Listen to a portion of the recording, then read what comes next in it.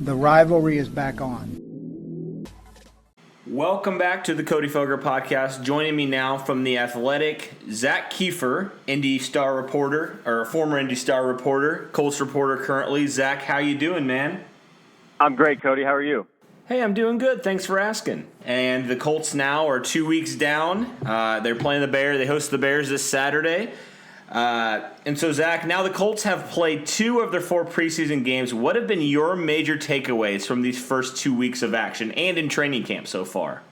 Major takeaway number 1, the preseason does not matter. And it's starting to matter less and less and less. And I cannot stress this enough. Frank Reich isn't a preseason guy. I don't think he's ever going to be.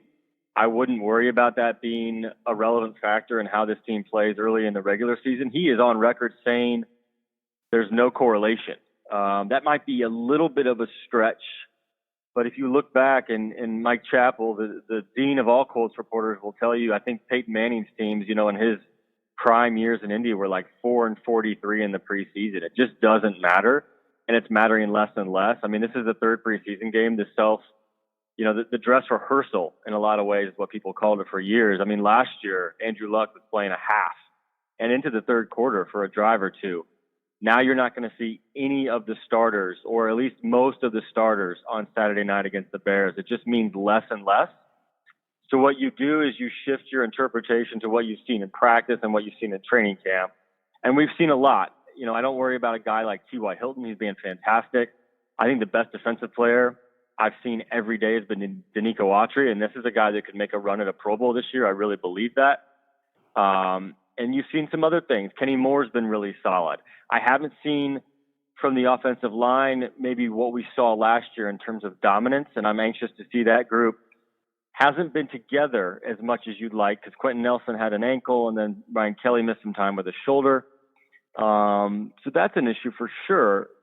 But I don't really worry about that group because they've been really, really solid, ever since they were put together sort of in week 6 last year. But it's going to be interesting to see how Jacoby Brissette does if he gets the nod in LA in week 1. Yeah, and you mentioned the Colts aren't playing any of their starters. Frank Reich actually just announced earlier today, you reported that Jacoby Brissette also won't be playing on Saturday, I should say. So I have a question for you because I know the Colts had done this in the past. Why aren't they playing their starters in week 3? Can you kind of expound on that a little bit? Well, the plan was a very, very limited role, even if they did play. So we're talking and I think I talked to Darius Leonard after the game Saturday, and he said he played 9 snaps. And it's hard for him to really get much out of 9 snaps. And so the plan this week was, maybe 15. And then Frank was kind of talking to Chris Ballard about it, and he's like, why even play him 15? And then when he talked to Matt Nagy, the head coach of the Chicago Bears, he was like, are you guys playing your starters? And Nagy was like, nope. And Frank's like, why would I play mine? Because this is an injury issue. When you start to play guys against 2nd, 3rd, 4th stringers, that risks injury because those are the guys that are going to be scrapping and clawing and hustling a little bit more. And they have numbers to back this up. That could possibly lead to injuries. And that's the number one thing you obviously don't want with your starters. So they really don't have any second thoughts about this. They really feel good about just sitting these guys out. They're going to get their reps in practice, and they're going to roll from there. So I was curious really fast, and maybe you can kind of help me figure this out because my thought process was the whole, Jacoby Brissette wanting to get, if he's a starter out there week 1 when the Colts travel to L.A., you'd like for him to get as much snaps, ideally, right, as possible. So I guess I was curious, and this is kind of a question that I had before we found out that Jacoby Brissette was not going to play. Does that, in your mind, affect anything along the lines of like Andrew Luck's status week 1 against the Chargers? No, they're not as related as maybe one would think from the outside, and here's why. You look at your team as of right now, and Jacoby Brissette is the starting quarterback. That's just what he is at this point. Obviously, they want Andrew Luck to be back as soon as possible. That could happen Monday. That will be an instant. I think, that's sort of the drop-down date this team is set. If Andrew's back Monday and healthy and doesn't have a setback, he'll be the guy in L.A. But they don't know that for sure. To this point, they don't know if Andrew Luck's going to be the starter in L.A. So you have to proceed with the idea that Jacoby Brissette is QB1 right now which means you got to protect them, and that's what they're going to do. It's not just Jacoby. If they don't want to put him out there behind their second and third team O-line, throw into their second and third team receivers. So you treat Jacoby like the QB1 that he is at this particular moment. That's why you don't risk him getting hurt. So he won't play Saturday night. He won't play Thursday in Cincinnati either. So we've really seen him get every preseason snap he's going to get to this point. And they're good with that. But it's not an indication that Andrew Luck is not going to be ready for LA. That's a question that still has to be answered because there still is a little bit of time. Yeah, and I guess my question for you, Zach, about if Andrew Luck, since Andrew Luck has not been out there practicing, in your mind, does this impact any of Luck's repertoire with some of those new guys like, if you think of Devin Funchess, you think of Paris Campbell, because some of those snaps are important for that chemistry point. And, to your point, like last year, Andrew Luck was out at training camp and he was building rapport with some of those guys, those new guys like Eric Ebron and some others. For sure. It absolutely impacts that. I mean, you can't tell me for years of what I've heard in the locker room is practice matters. Every rep matters. Andrew Luck is a guy that doesn't even give his backup reps ever. He never takes a rep off. And then when he's not practicing, you can't tell me, well, it's just practice. He's a veteran. He'll be fine. He is going to be rusty if he comes back. Believe that. Even a guy at Andrew Luck's skill level. Everyone's mentioned the 2008 injury to Peyton Manning, the bursa sack. He missed all of the preseason, played against the Bears in week 1 and was not himself. Wasn't really himself for a month. He was rusty, even with Marvin Harrison and Reggie Wayne and Dallas Clark. Now, Manning being Manning, he went on to win the MVP, and they won 9 straight to close the regular season, which is just ridiculous when you think about it. But with Andrew, the one guy I don't worry about is T.Y. Hilton. Those guys just have this unnatural chemistry that's just hard to pinpoint and hard to really explain. I mean, last year, T.Y. was like, it's going to take us a day to get back on the same page. And I kind of was like, really? Like, I don't know if I believe him on that. And then day 2 of training camp, they were tearing it up. And I was like, you know what? T.Y.'s right. I'm never going to doubt him in that category again. But with Funchess, yes, it's going to take a little time. And I would expect that really to be a little bit, of a feeling out period early on. Paris Campbell, it's not like Paris Campbell's getting on a great page with Jacoby Brissette right now either because he's not on the field. I expect him to practice on Monday. He was ready to return 2 weeks ago, and then in sort of a training thing, felt the hamstring pop back up. So not a huge setback, but still, it's 2 weeks of training camp for a rookie, and he's going to be behind the 8 ball. That's just how it is. That's what, missing a month of training camp as a rookie is going to do. But early on, he was fantastic. So I don't worry about his skill set and what he can do long term. Guys like Jack Doyle, there's not going to be an issue there. Eric Ebron has been fantastic in camp and in the preseason games. Don't expect an issue there. And Luck is so good. And remember, Luck is not just sitting on the sideline right now, not just sitting in the meetings.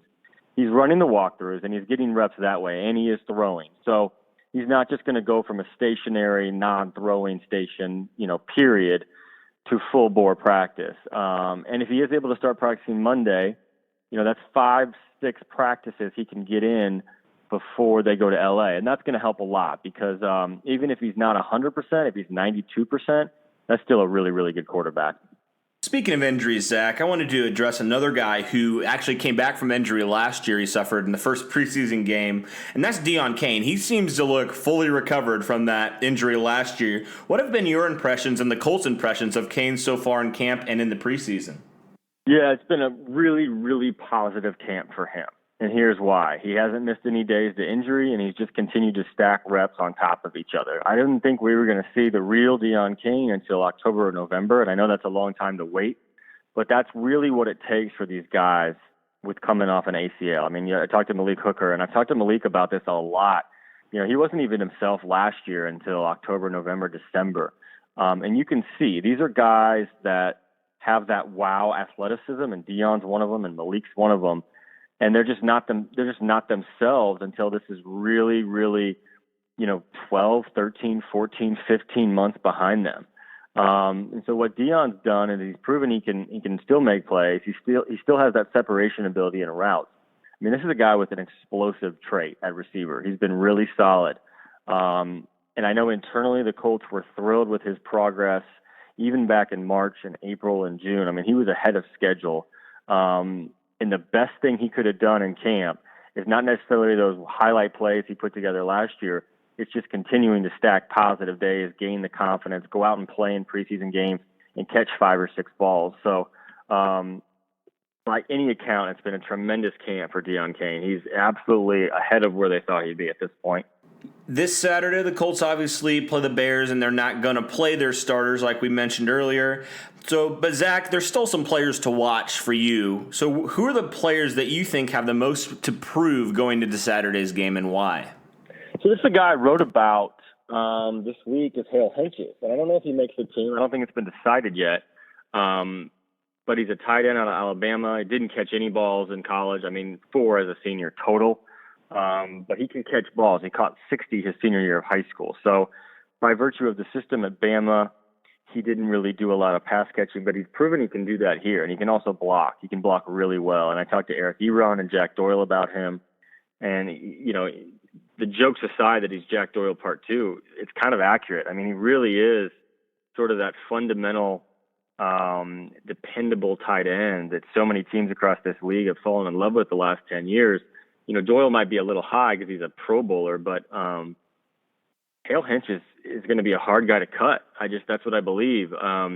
He's not the flashiest player, but he's just a dependable football player, and there's always a value in that. His competition with Ross Travis is going to be interesting because they're such different players. Travis is almost like a wide receiver. The mismatches he can create down the field with his speed is exactly what this offense wants. It's why AKRiley had a bazillion touchdowns last year, is because Frank Reich loves using those tight ends. So that's really one of the main ones I'm looking at right now, because there's not that many. I think if the Colts had to decide today, I think they've got 50 or 51 of those spots decided. And this is awful to say, but one of the reasons is Reese Fountain got injured last year and went to IR, and so that makes the receiver room a little bit easier to decide. But it's just going to be a couple special team spot and just a couple of those, and they're going to be decided, this week and next week in Cincinnati. There's always a spot or two that's decided in Cincinnati, but this roster is pretty much set.